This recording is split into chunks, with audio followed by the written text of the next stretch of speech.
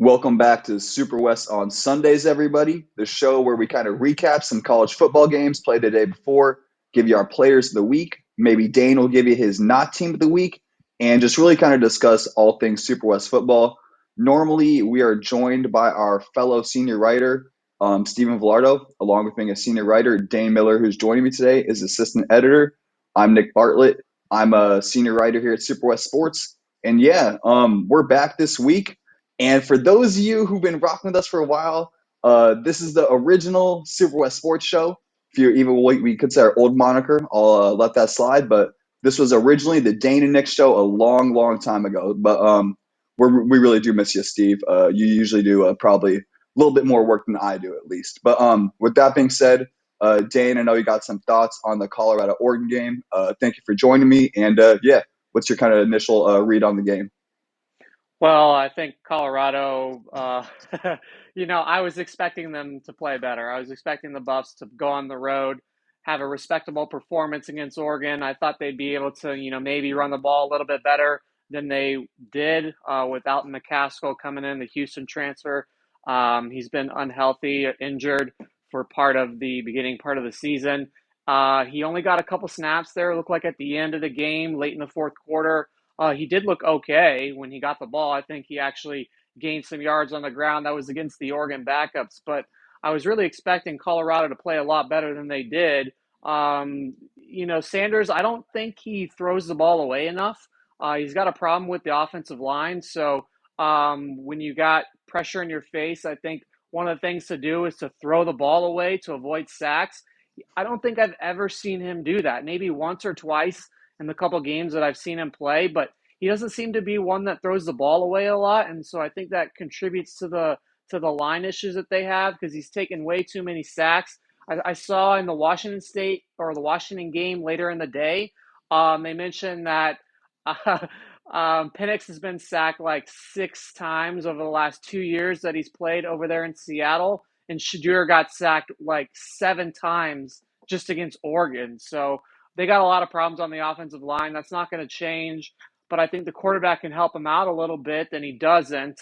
And then Oregon, I think Dan Lanning was the master motivator. We all saw the video about the playing for substance over clicks, or however he phrased it, basically calling out Colorado for playing for clout, social media clout, and that really got his team rallied and obviously worked. I mean, they went out there and dominated. So really, I think that's 100% on the coaching. Dan Lanning at Oregon really did it, and not so much on the Colorado side. Yeah, and wow, I have to actually talk a little bit longer this week. Fun stuff, and you got me in a game I want to talk about because I mean, if you're looking at Colorado, I think a lot of people want to just beat them up. They wear their shades in the first week. Is it? Do you know, Dan? Is it actually true? Did they stomp on the UO logo before the game? Yeah, I saw a video. I mean, it's a very brief, like 3-second clip of some player. It looks like he's like dragging his feet along the O. Yeah, so I mean those type of things. If you're gonna do that, well then you're gonna take this 49-0 butt whooping. You're gonna love it, and you're gonna love every minute of it, Dion. But at the same time, I think that it's also fair to recognize how far the program has come, and I think that a lot of people are now gonna maybe unfairly be like, "Oh, Colorado sucks. Colorado's trash." No, they were not really the 19th ranked team in the country. I mean, they were, but I mean, beating TCU is impressive. They lost a little bit. Beating Nebraska when the quarterback fumbles the ball 72 times in a row, that's not as impressive. And then you follow that up with the almost loss to Colorado State, who is not necessarily a world beater. Colorado's improved in leaps and bounds with Deion already. This is a competitive football team, kind of like your Wildcats, Dane. They really were that bad 2 or 3 years ago, and now it's a fun product to watch. So irregardless of how bad they really deserve this belt whooping, they're still a good team. They still improved, and I think that it should be fun to see what happens going forward. But I do want to say one thing because I know this may not be common or a common take. I feel that if you are wearing all these, doing all this, like maybe stomping on the logo, maybe it was dragging the feet a little bit, whatever it was, wearing shades, saying, I'm him, those type of stuff. Late hits are always wrong, but you are making your players more susceptible to that. and if you don't behave, or maybe not behave is not the right word. If the culture doesn't shift a little bit, take a different approach, then you're probably going to be playing a lot of frustrated opponents, and maybe more cheap shots are going to come. So just know that there is a way to win. The program's improved, got humbled a little bit, but bottom line, Dion's doing a good job. I would still like to see the program. Um, you can keep keeping yourself and maybe a little bit more classy. So yeah, and you got anything else you want to kind of add off to what I said there? You want me to hop over the Utah UCLA game? Well, I just want to say that Colorado sort of got their eyes opened about where they are in the Pac-12. I think maybe some of their fan base, or maybe certainly some in the media back east, had an overinflated perception of what Colorado was. And, after last week, like you mentioned, that double overtime win against Colorado State, for me at least, I definitely shifted. I took a couple steps back from what I thought Colorado was this season, and this blowout loss on the road in Eugene really emphasized it for me. And now I guess we're looking, like every week I say it's a week to week thing about Colorado. Um, USC didn't look that good, and I know we'll get to them later. So this game against USC coming up in Boulder is an opportunity for them to bounce back, and I think that I wouldn't pick Colorado to win right now, but I think it could be closer than some are expecting based on what USC just did out there in Tempe, which I guess we'll get to later. But yeah, bounce back opportunity against USC this week, and so we'll see where they are after playing the Trojans. Yeah, and I'm glad you actually mentioned that. I can't even mess with you because I do think this is their perfect opportunity. They don't have to win, but they do need to compete, and that doesn't even mean lose by 7 points. That could even mean losing by 17 points. But they need to make it a ball game throughout and make a couple positive plays, and at least make USC fans worry for maybe a split second or two. So, Dan, I know you got to watch a little bit of the Utah UCLA game. Do you kind of have any thoughts about what you've seen out of either team? Because I mean, the Utes at this point now they're 4-0 without arguably two of their best players in Cam Rising and Grant Keithy.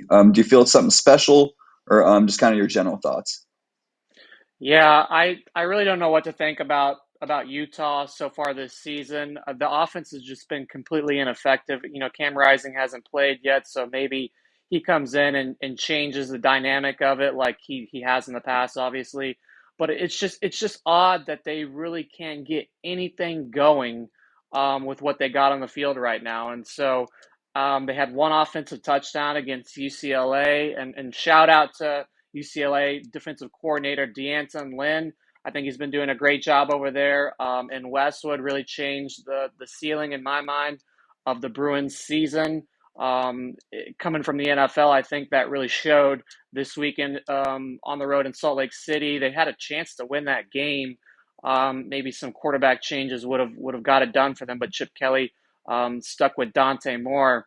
But yeah, when it comes to Utah, I don't know yet. I need to see what Cam Rising looks like and how he changes the effectiveness of the offense. I mean, if he comes in and plays like he has in the past, and like we've come to know how he runs the show, then I think, yeah, with the quality of defense that Utah has, they're absolutely going to compete for a Pac-12 championship. But it's just odd that their offense has been completely ineffective without him. Is one player really going to come in and flick the switch and suddenly they're going to go scoring 30, 40 points per game when they can only score one offensive touchdown, and they really struggled against Baylor. They didn't look good in the second half against Florida. So I don't know yet on Utah and where they are, because they're not their true selves. They're a ghost of themselves right now until Rising comes in. And until Rising comes in, I can't really handicap what they're going to be this season. If Rising doesn't come back and we're just judging them based on what we've seen so far, you can say two things: they have an extremely good defense and a very bad offense. And so that's not enough to win the Pac-12. That's not. You have to have a great offense in the Pac-12 to win, and an elite defense is not going to be getting it done. So they play this week, Friday night, against Oregon State in Corvallis. So I don't know. Is Rising going to be ready for that? It doesn't really seem like it. He might be, but I just it's still in a wait and see mode for me. But it assuming Rising comes back and plays the way he historically has played, then yeah, certainly Utah's a Pac-12 championship caliber team. And as someone who absolutely loves physical football, I didn't realize that game was next Friday. Utes in Corvallis after the Beavers' tough loss. That's going to be a lot of fun. And yeah, I think what you said is fair. If this is the Utes that we're going to see all year, they're upper mid tier Pac-12 team, still good, great defense. Again, offense, and I mean, Nate Johnson hasn't really been able to throw the ball as much as I'd like to see. But I do feel if these guys come back, Cam Rising is just going to open up everything. I think it's just a confidence thing. Cam Rising reminds me of the type of guy who hangs out with Snoop Dogg. He's just like naturally cool. So he just like brings everyone together. He just seems like a good leader. It's not that like guys like trying to think. I'm not going to compare him to other quarterbacks. He's been injured for too long. I just think that there's something about Cam Rising that he makes everyone better. He seems like he's got like a good vibe, a good spirit, and so I think that helps. But in terms of pure football, because we don't want to go pure hippy dippy out here. I live in Seattle. In terms of football, I still want to see the Utes get more proven players at wide receiver. Devon Vele has never really been like a top guy. He's really good. I always call him like an 88 or 87 in Madden. Think they got like Money Parks or something. And again, he's not nothing too fancy. So without Brant Keithy, just there's not really a lot of weapons. Without Cam Rice, not really a lot of weapons like you touched on. I haven't seen UCLA play enough this year to make a fair judgment. I just still I'm just kind of not understanding why this program hasn't taken the next step. Not beating Utah with a backup, even though UCLA lost DTR, that just doesn't make a lot of sense to me. So if UCLA can't start winning these type of games, they're going to stay a mid-tier program, and they're going to get absolutely killed in the Big Ten or whatever that conference is, Big 100 now. So, and then hopping on to our next game here. Oh, baby, the best game of the week, the Cougs. I did not know that was coming up next. I think I got to start, Dane, or do you want to start? You got it. Fight. No. Yeah, fight for Washington State. Yeah, in all seriousness, that was a huge win for WSU for everyone. Everyone involved in Pullman. That was the Pac-2 championship, so still a lot of love to the Beavers. I actually heard kind of some of our probably inebriated fan base because I was at that school one time saying "F the Beavers" at the end of the game. It's all love. We're the Pac-2 now, so let's keep that classy. But in terms of on the field action, Cam Ward was absolutely phenomenal. Really controlled the entire game. Josh Kelly at wideout had like 2 one-handed catches. I didn't catch SportsCenter last night. I'd imagine one of them is like a top 10 type play. And really, if you're looking at kind of just a stylistic matchup, this game played out on paper or played out in real life how you'd expect it to play on paper. Cougars moved the ball through the air, maybe a little bit better versus Oregon State secondary than people expected. But Beaver secondary did lose a little bit from last year. The Beavers were, quite frankly, able to run the ball down the Cougars' throat. But the Cougs were able to do just enough and a couple self-inflicted plays by the Beavers. I know Damian Martinez dropped a toss, kind of maybe a questionable pass by the coaching staff here and there when I felt the Cougs weren't stopping the run. The Beavers should have just kept running it. So just those kind of few self-inflicted penalties. But the Beavs continued to fight and made it a hell of a game. And for those of you who didn't catch, I mean, this game is about a miracle, really a miracle. And this is coming from obviously alumni Washington State, but it was a perfect onside kick by the Beavers. It hit Ron Stone Jr. in the foot 8 yards down the field or in the hands or somewhere. And it looked like the Beavers recovered the ball and we're about to have the ball down 3 with about a minute left and with full momentum to win the game. Somehow the Cougs won. Whatever you want to call it, the Cougs have been known for Couging it forever in the Pac-12, Pac-10 against Wisconsin, against Oregon State. It felt like they tried, but maybe the energy is a little bit different. And it's 4-0, and it's crazy. And I just really hope the kids had a lot of fun last night because this one meant a lot for WSU. And I can guarantee that I will be buying my Apple Cup ticket tomorrow. Maybe not tomorrow, but I'm going to the Apple Cup this year with that performance indicative of what type of season this could be for WSU and for Oregon State. I really do think they're going to beat Utah, maybe even with Cam Rising. And I'm very high on the Utes, but I love what the Beavers are doing. I actually feel the Cougars got a bit lucky, even though it is my school. I feel the Beavers are the slightly better team, but hey, go Cougs, they won. So yeah, Dane, you got some thoughts on this game? Just looking at the second half scoring production out of Washington State, similar story when they played Wisconsin. So you got 10 points that Wazoo scored in the second half of that game and really kind of let Oregon State come back into it. I'm looking here. Oregon State scored 21 points in the fourth quarter. So yeah, I kept an eye on that game, but it just seemed like Washington State was up by a lot, and then kind of let Oregon State back into it. So like you said, they almost dropped the ball, almost messed it up, but held on to it. You got to wonder though, are those second half performances eventually going to come back to bite them? It's just odd that the second half just kind of they disappear to a certain extent, and but yeah, certainly they move the ball a lot better than I was expecting. Every time I look at the game, it's a huge play by Cam Ward throwing the ball down the field. Oregon State guys could not tackle to save their lives. It looked like the Wazoo wide receivers were just eating them up, yards after the catch type of thing. And I saw a couple great receptions from some of those Cougar wide receivers. I think one was one-handed in the end zone off a bomb from Ward. So, yeah, shout out Ben Arbuckle, that offensive coordinator over there, and Pullman really implementing the system perfectly, and Cam Ward running it, to perfection. And so when you have a combination like that, quarterback and offensive coordinator on sync, on the same page, just hitting on all cylinders. That's a really positive sign for the offense moving forward. And then you got Jake Dickert running the defense, so he's historically been a defense first coach. And suddenly you have an offense actually capable of being in the upper echelon of the Pac 12. Man, that's a dangerous combination. There's a reason they're 4-0 with wins over two ranked teams. So we'll see how it goes moving forward. I'll note that both of those victories are in Pullman. So we'll see how they look when they go on the road, because look at what happened to USC going on the road, Arizona barely escaping on the road. So it's a lot different when you go away from home and you don't have all your fans and your own bed to sleep in. It's a lot different story. So we'll see how they perform on the road. Yeah, but overall, I thought it was a great victory for Washington State, and I was really impressed. I picked the Beavers to win, so yeah, exceeding expectations, I think, is the best way to describe what's happening out there in Pullman so far this season. Yeah, got through two of the four probably real big upsets. But I just got to add again with just what's happening to WSU and what's happening to the Beavers. I really hope the students at Pullman had a really good time last night and made absolutely terrible decisions, and I stand on that 100%. And then hopping over to the next game here. Actually, Dane, will I pull up some stats from BYU Kansas?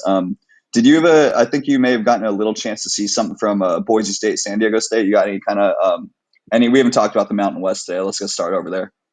Yeah, well, that's our guy Steven's primary beat. So, but yeah, I did watch part of San Diego State against Boise State on Friday night. The thing that just jumps out to me the most was the crowd attendance.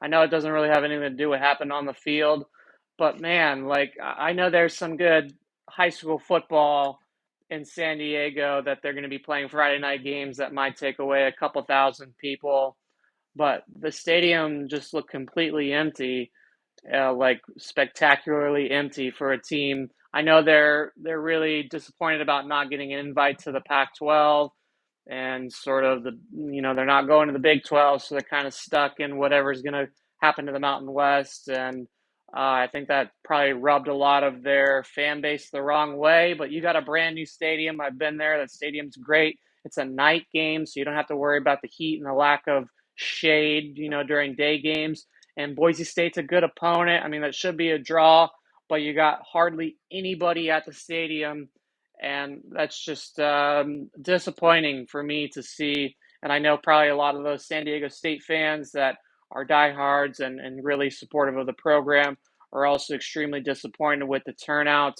That's got to hurt their bottom line budgets, if we care about that, I guess, or whatever. But you don't have people at games, you don't have revenue coming in.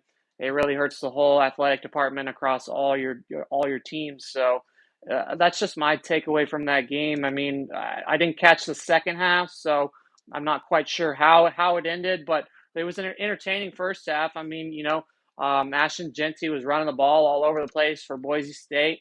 Jalen Maiden, he probably played a little bit maybe better than I was expecting in the first half, but overall, it's just the crowd. The crowd is what I take away from that. That's my main memory of that game is poor attendance. Just odd. Yeah, and no, I hear you. I guess one thing that we may take for granted, obviously, I think Tucson's probably a little bit nicer than Pullman, but I think that maybe when you're, and I'm just gonna hop to basketball and this football show, but it's like when there's maybe a little bit less things to do in a place like Tucson or Pullman, it's like the fans really show out.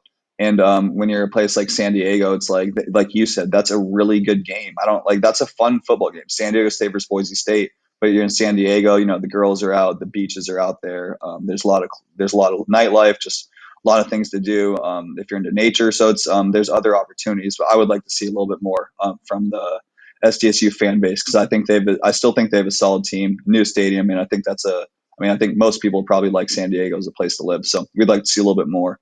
And then looking at the BYU Kansas, I actually watched the second half of this game after Oregon's decimation.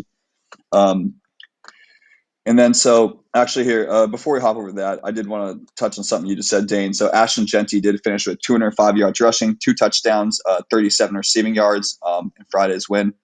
Obviously, San Diego State. So that was kind of really notable performance for him. And then looking at BYU Kansas, I just want to talk about BYU really quick. Kind of similar tune to Dane, but a little bit different.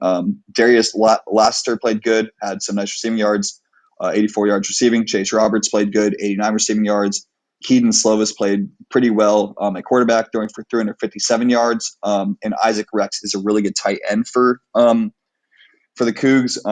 He had 76 yards, but kind of different than Dane was talking about how he wanted to see more fans for SDSU, and for BYU, I just wanted to see something. It felt like a team that lacked the it factor, that lacked the spirit. I've always been really high on BYU football. I don't know why, just one of those things with me. I've always been impressed by the performances, the way they play, and they felt flat. Kansas felt like the better team, and it's like the Cougars, BYU still well coached per se. Kailani Sitake, I still like what they're doing.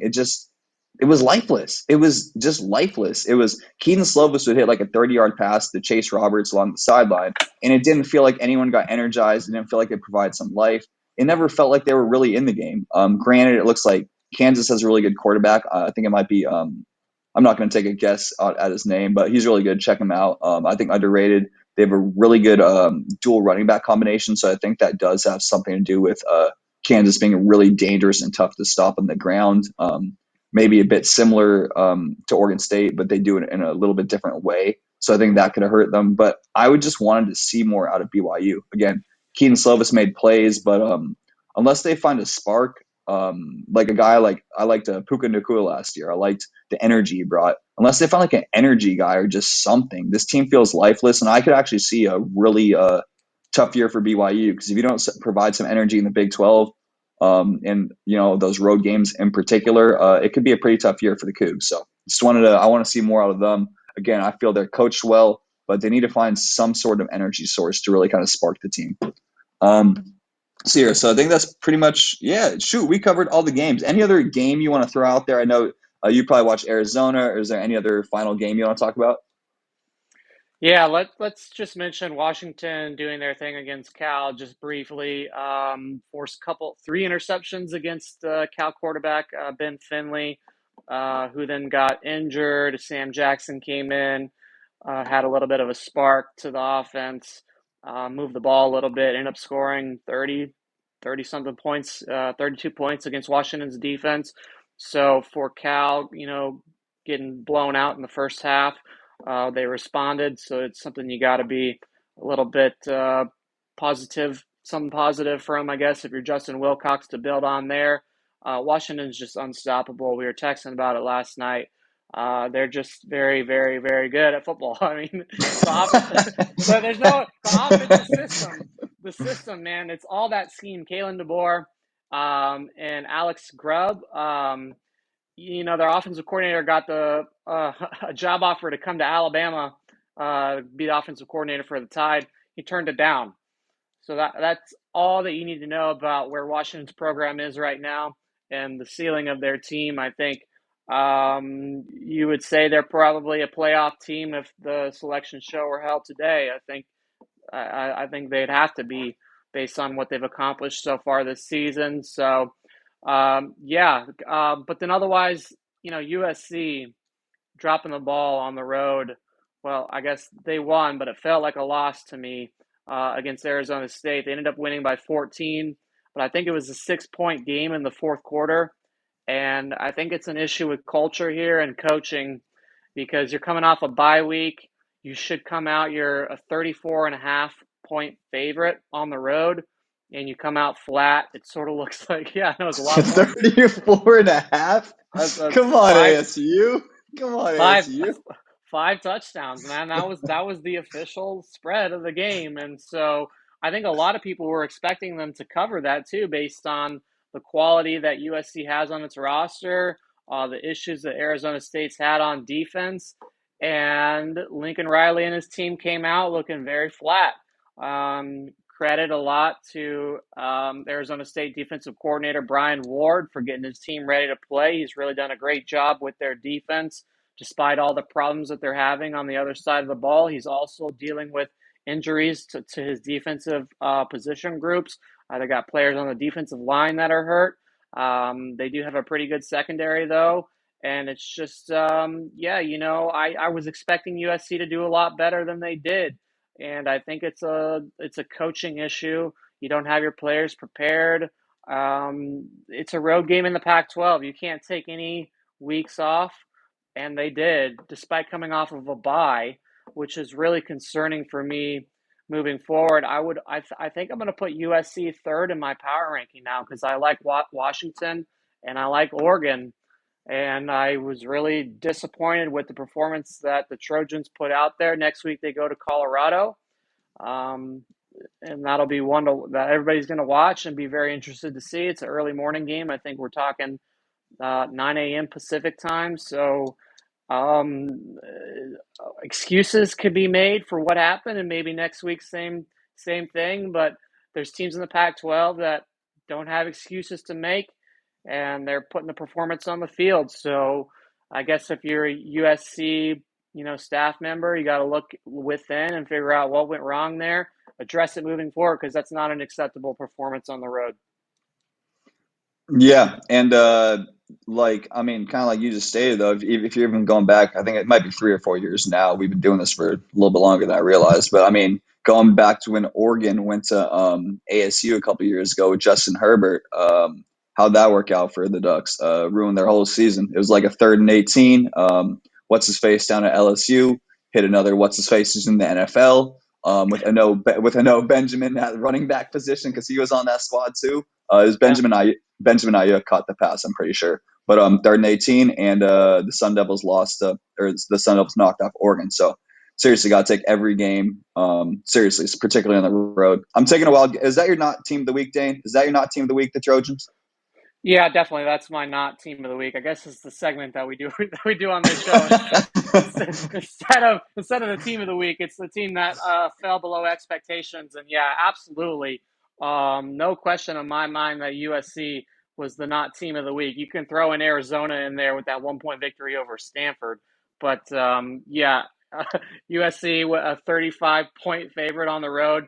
It's a 6-point game in the fourth quarter, and ASU has the ball going down, and so yeah, I just what happened to USC, is that a sign of where they really are as a program? They haven't really played anyone so far this season. They crushed a Nevada team that lost to FCS Idaho.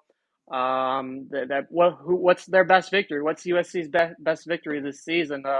San Jose State. That's not a good resume. So, yeah, that's certainly my not team of the week. I'm very disappointed in USC. I'm actually like slightly angry about that performance. No, I hear you. And then my team of the week has got to be WSU. I'm for sure there's probably a little bias here, but that win, what it really means to the WSU community. Because I mean, you look at in the Pacific Northwest, you're even talking about beyond just the Pac-12 dissipating.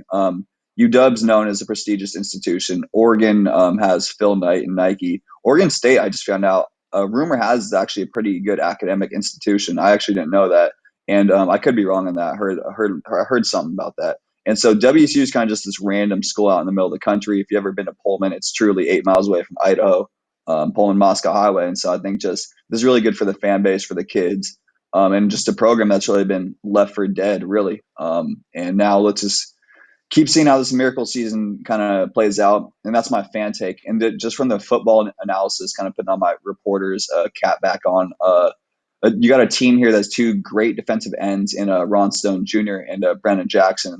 They can really mess up every team. It's been proven with Oregon State. It's been proven with Wisconsin. They still kind of struggle, I want to say, in their interior of their defense. Oregon State was really able to run the ball at will. Just kind of, just really able to run the ball down this middle of just down their throat, really. And then on offense, the Cougars, I would like to see, Josh Kelly stood out today, a couple of one-handed catches. Williams, I'm blank on his first name, kind of his first big performance of the year. But if the receivers can continue to play like that, this team can be really, really dangerous. If that was just kind of a little bit of exceeding expectations and playing a little bit above their caliber, then I'd expect the Cougars to be a little bit more middle of the pack team. But irregardless, really impressed by them this week, and that hands down my team of the week. And go Cougs, baby! I just go Cougs, baby. And then I did want to say we got some players of the week. I know Dane probably actually knows some things. Anything I say here, give credit to Steve. He's going to make me look good. So yeah, Dane, I think, did you want to start with your offensive player of the week, Dane? Yeah, so we got Cam Ward going 28 for 34, 404 yards passing, 4 touchdowns through the air, an additional touchdown on the ground, and 14 rushing yards. They use him in the ground game, sort of like a quarterback power runs. It's effective. He's big enough to take hits. He's smart enough to make sure he doesn't get hurt. Doesn't really make any mistakes, and so yeah, he throws 6 incompletions with 5 total touchdowns, over 400 yards passing. Yeah, you're our player of the week, buddy. Were you had a defensive player? I believe he played for. I'm not going to say. You got your defensive player of the week. Yeah, for sure. I got Utah linebacker Karine Reed. Pick six on the very first play of the game against Dante Moore, the very first pass of the entire game. He takes it to the house, ends up being the difference in the game. They won by 7 points. So without that play, who knows what really happens? He also added 6 tackles. So yeah, shout out to our guy Reed out there in Salt Lake City, winning the game for the Utes on the first play of the game. Who would have known? But yeah, it's yeah, great play. Great play. That's how you do it.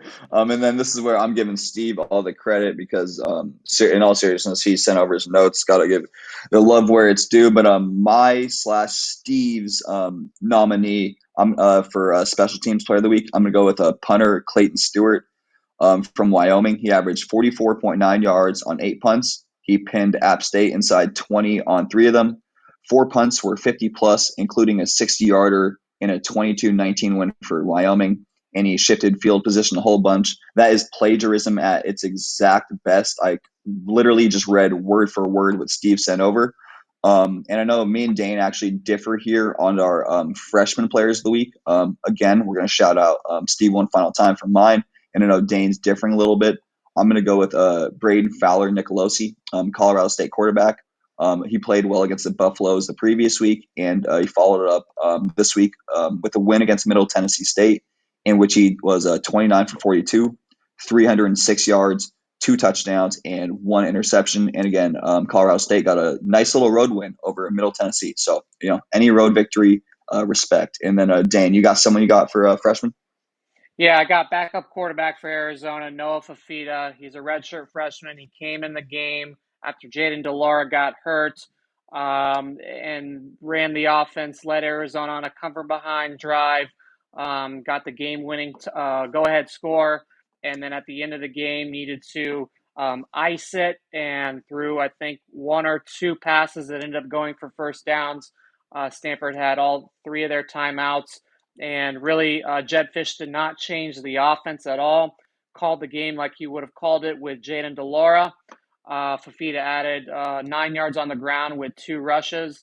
So basically, he did everything you could have asked for him to do in that situation, and it was the reason Arizona won the game. So, coming like that with your first real snaps of your career, he's played in garbage time before, but nothing even close to what this was. This was a road game in the Pac-12 when your team is down. He led them on a comfort behind victory.